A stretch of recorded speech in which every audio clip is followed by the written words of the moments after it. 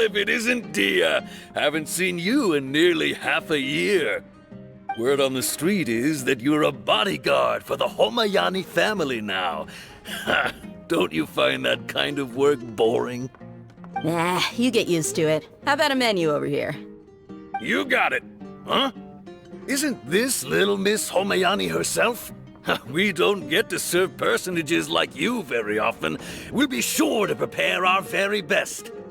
Thank you, sir, but there's no need.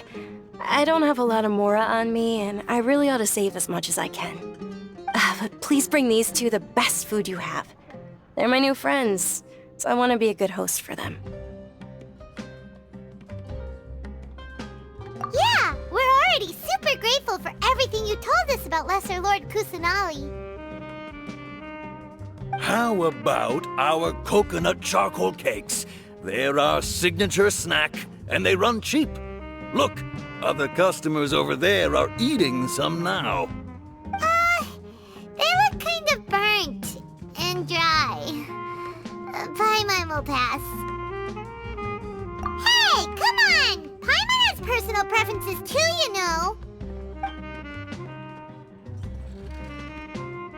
Dunyarzad, we asked a lot of people when we first arrived, and almost nobody was interested in Lesser Lord Kusanali. So, what made you want to follow her? Well, remember when you asked me if I knew how to meet the Dendro Archon? Even though I don't know how, I think I've actually seen her before. Huh? Really? Yes, it was when I was a child. At the time, my illness had kept me bedridden for the better part of a year. I was stuck inside and couldn't make any friends, and my parents did their best to find treatments for me. But even then, the Akasha didn't have any helpful information. My younger self no longer had any hopes or dreams. One flare-up was so bad that I was in a semi-conscious state for several days. Then one night, I woke up alone in my room. I was terrified.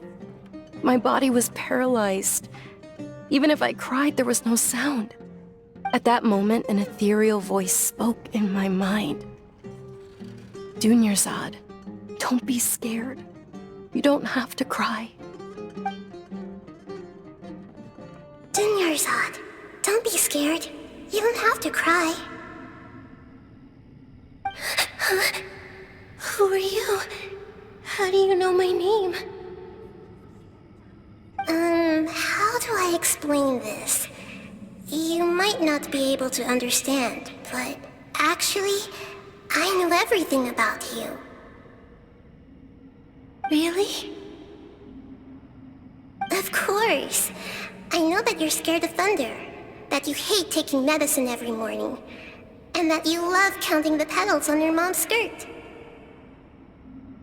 Wow, you really do know everything.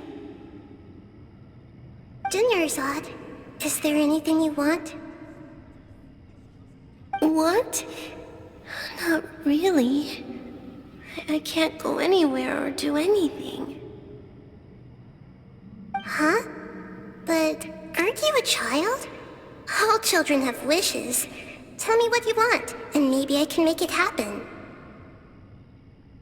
But can you make my illness go away? Oh. I'm sorry. But I'm not powerful enough to do that right now. Then, can you be my friend?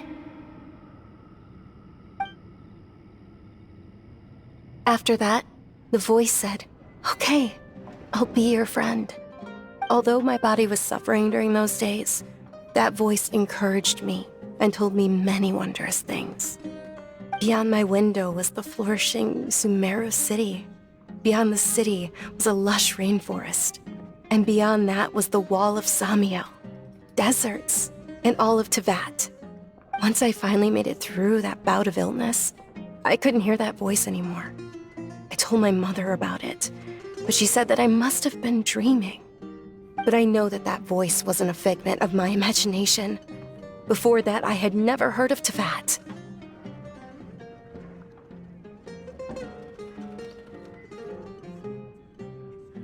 Yes, for sure.